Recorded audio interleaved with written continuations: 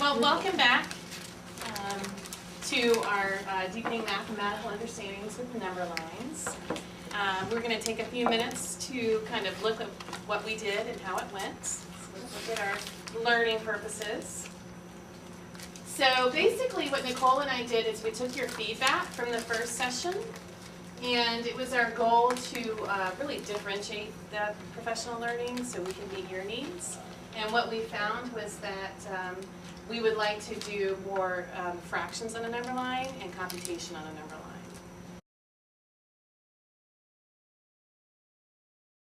line. And then we also have making connections with our number lines to objectives and curriculum. So those are our learning intentions for today. Our success criteria is that we have those strategies, we're creating them, and we're using them in our classroom and for the next quarter. So what's on our agenda for today? We'd like to reflect on what we've learned and how it went in the classroom and what questions we might still have. We'd like to look at a little bit of text, why number lines are important and manipulatives really help support students understand the concepts of math. So we'll review those number line models. And then we're going to really focus on your needs, where we've got one center for your fractions on a number line and some either SOL release test items or something that looks like an SOL release test item, and then adding on a number line as well. And then we're going to give you time to plan for quarter two.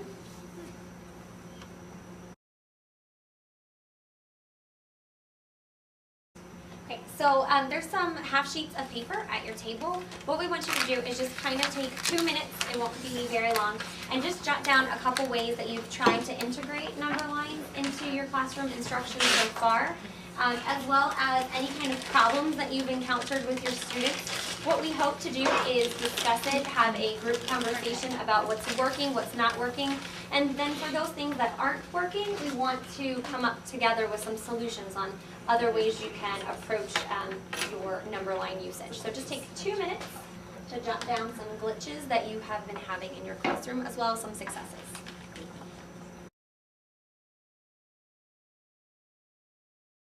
Well, first I'd like to start with what successes you've been having. So would anybody like to share some positive encounters they've had with number lines since our last meeting? Well, I used them with when we were doing rounding. For Get rounding? the kids to, put the 10, what 2 tens it was between, put the 5 in the middle, and then place their number where it would fit on the number line, and then decide how they were going to round. Perfect. So that went really well. Anyone else use rounding since we've I use met? this on calendar every day. Love it. For calendar? Same thing for rounding? Okay. For the tens, hundreds, thousands every day. We're doing the RAMs in the morning, and this week we have a elapsed time, and I showed them how to use the number line for that, even though we haven't really officially taught elapsed time. That's perfect. And just having them using the number lines in a lot of different ways, they'll start just implementing it with themselves on how to solve problems with them. I agree with your thinking and do the same thing. Perfect. That's Thank great. you, thank you, Chrissy. Anybody else? Right. And not that we want to focus on the negative, but we do want to make sure that any problems that you're having, we can talk through it on how. And not that we want to focus on the negative, but we do want to make sure that any problems that you're having, we can talk through it on how to solve some potential difficulties that you're having. So did anyone have any difficulties with implementing the number lines? Like your students didn't really understand what to put on them or where to go with them, or when to use them? Okay, so we're just going to make a list of glitches, and then throughout the session we're going to try to come up with solutions to your problem. So go for it. So I had 2 problems. One was with a child with very, very little number sense at all. Okay.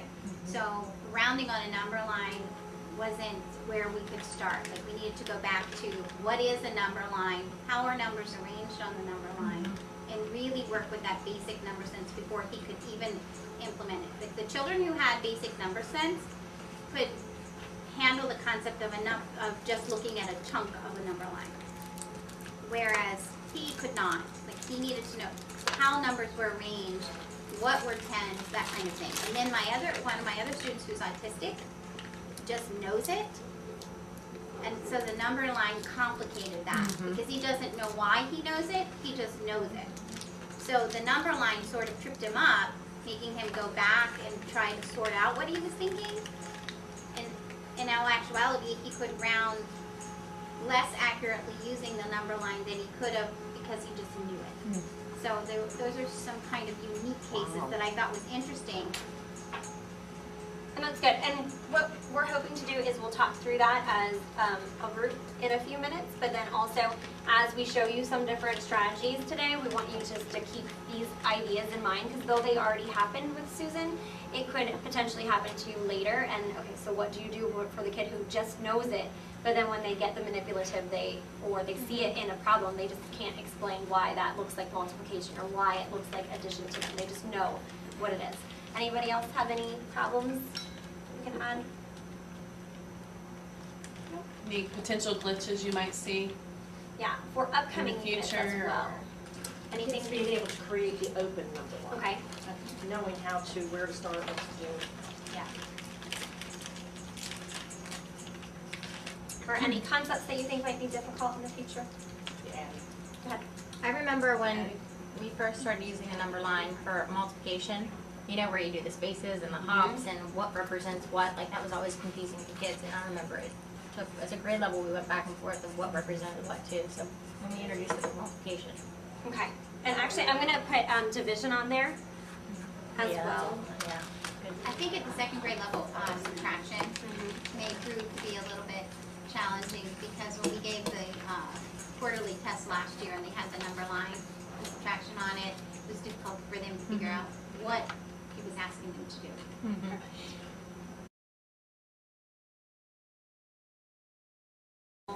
Talk about it.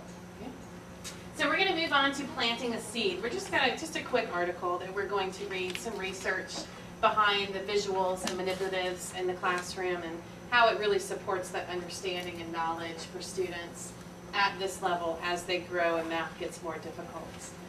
So what we're going to do is we're going to read the article, and your guided question for the article is, what role do concrete instruction materials have within student learning as you're reading it? And we should have a little card at your table, You can just, or half sheet of paper, just write your name on it.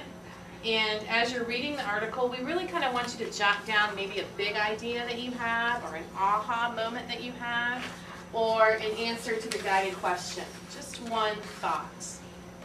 And then we're going to share those out. Does everybody understand the instructions?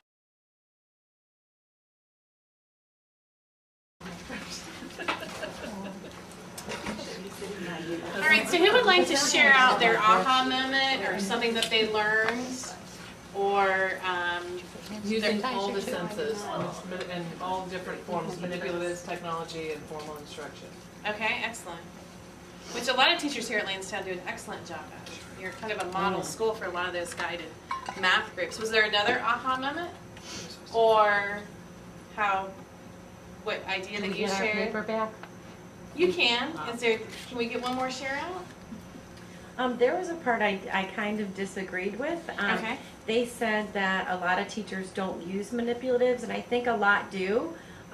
But the hardest part is building the bridge between the concrete and the abstract, and that was a part of the article. And I think the concrete is easy and the abstract is easy, but how do you connect the two? And I think that's the hardest part for teachers to do. Yes. Yeah. Yes. I think teachers do use a lot of manipulatives all through elementary school. I agree with you on that one. I hate it when people generalize what they think teachers do and do not do. I know, I hate that. wanted to bring back the 3 different kind, and then if you have any questions, just let us know. So obviously there's the open number line. It just is a line. It doesn't represent any quantity until the kids put the value on it. And as soon as that information gets added to it, it becomes a closed number line.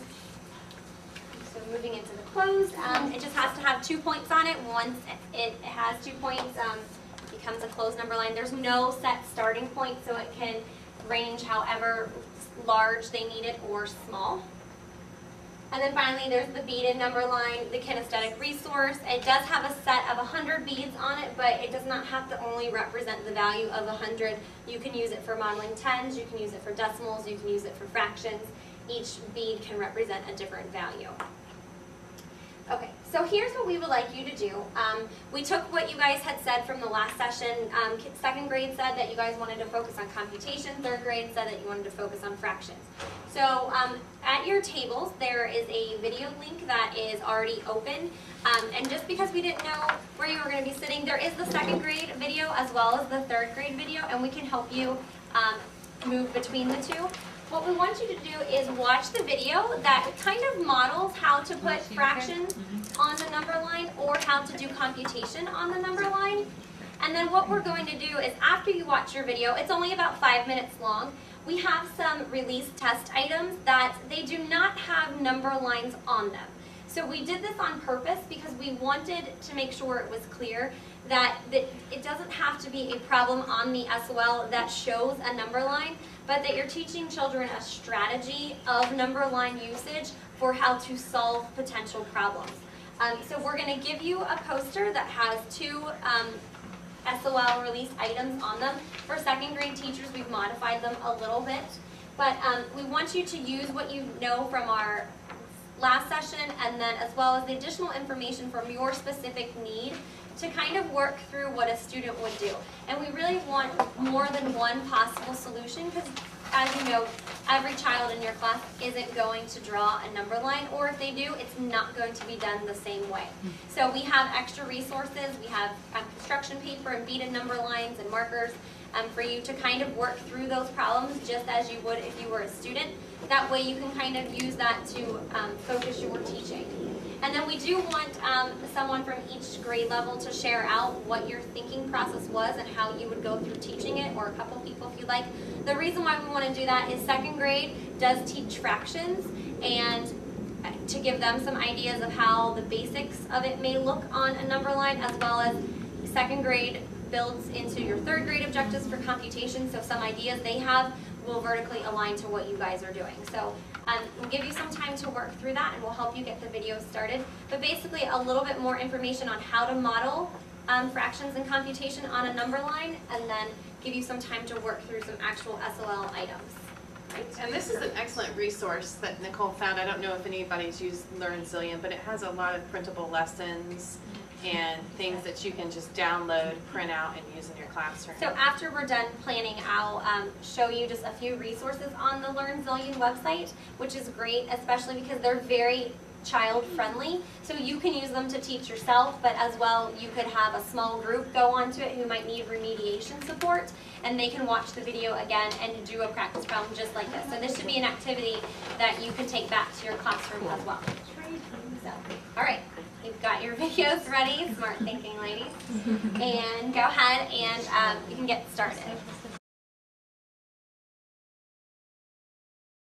I think that if I were solving this, and I would start up by saying, okay, I have 32 plans. And feel free to write on the poster too. And then I sold She wanted to 6. keep that. All right, what And next? then I received. Because that's how you were talking about it. Alright, so we're going to let someone from second grade start. And the only reason why we want to do this is just to give a little bit of feedback to each other, because you guys teach third grade, so we're hoping that students will come to you now with these basic knowledge. So if you have any suggestions of other ways that second grade should be using it or showing it, they did show a couple of different ways. So I will be happy to hold it over here. There's a lot of head shaking and a lot of good conversations. And the reason why I want to point that out is not because anyone was being judgmental of anyone else. It was really because the discussion was, oh, I wouldn't do it that way. And someone said, well, I wouldn't even do that on the number line. I would have done something else. And that's really the idea, is that one student in your class may need to do it one way, and another student may draw a number line a completely different way. So as long as they're getting that exposure to number lines, that's the anticipated goal, is that the kids will be able to do it in a way that makes sense for their thinking. But as teachers, we kind of have to adapt, and we just can't teach it to them our way. We have to teach it to them all of the different ways just so they can understand. So they actually started, and I will scooch this closer. They had a basic computation problem, which was 80 minus 67, so it was subtraction with regrouping. And if somebody, you don't have to get up, if somebody wants to just share from here, they showed 3 different ways because there was 3 different thoughts that were going on. So Kim, do you want to explain yours?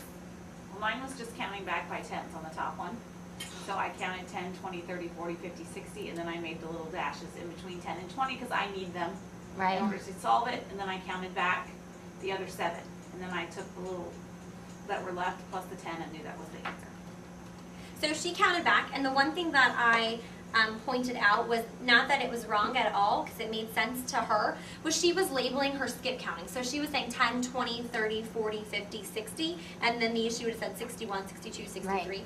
The only thing, be careful sometimes, is kids, if they're not looking at the problem completely, or if they're not really thinking through what it's asking, they may say 40, that this space is a value of 40, that they don't look at the numbers at the bottom and kind of see it as, okay, well this is 40 jumps and this is 50, so that's 90 So just do right 10, there. 10, 10, So 10. a lot of times you'll see it, and it's not that it's the correct way, but a lot of times you'll see it 10, 10, 10, 10, 10, 10, 1, 1, and then 7 ones, and then that's the total takeaway. Susan added the little red jumps, because when she saw Kim's way, she said, well, I like that, but then what's the answer? So starting at 10, she would want to jump back to that meeting point to find the answer of 13. So that was just one strategy. So the first one is just simple. Point K is shown on the number line below. Write the fraction that best names point K. You'd be surprised how some kids really do struggle with this piece right here. And I believe the conversation that we had was using the picture. What's the little itty bitty fraction at the end there? I can't see it. So we've got 0, a dash, 1/2, we've got K, and then we have 1. Okay. K is 3. So K, at what point is K? And so teaching the students, I think where the students get confused and where they have a hard time is not realizing how many parts of a whole do we have. So a lot of our conversation revolved around using those fraction bars, drawing the picture of a rectangle like we saw in the video, and having that on top of our number line to really understand the number line too. A lot of our conversation also revolved around introducing candy bars and manipulatives. This is where a lot of the conversation came. Do you want to share with what we came up with? So we've got 3 boys. They all have the same size and same shaped pizza. So one is eating, one has 2 equal slices, one has 3 equal slices, one has 4 equal slices. Did you want to Yes. So share some one ideas? of the first things we did was that they have to understand, well, the size of the whole, really makes a difference. So we said that you can offer them, okay, you can have a whole candy bar or half a candy bar.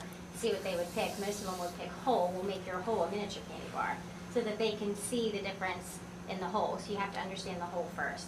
And then from there, we said maybe we would break the problem up and kind of just do, the top part. Can they actually figure out how to draw 3 pizzas? Because that's where we get confused for our kids. They try to draw the circles and they're all off and they're not equal. So we said introducing them to fraction bars at first. So they all get one whole fraction bar. So kind of making that connection that it doesn't have to be round just because you think it's a pizza. Just looking at the shape of the whole first. And then from there, we said that they could draw, we liked the 3 number lines. So they use the 3 number lines on top to represent each person, represent the 3 people, and then show them how to, using a box around it, how to break it up into halves, thirds, and fourths. So we said maybe just kind of isolating and making sure they understand this part before you getting into the question.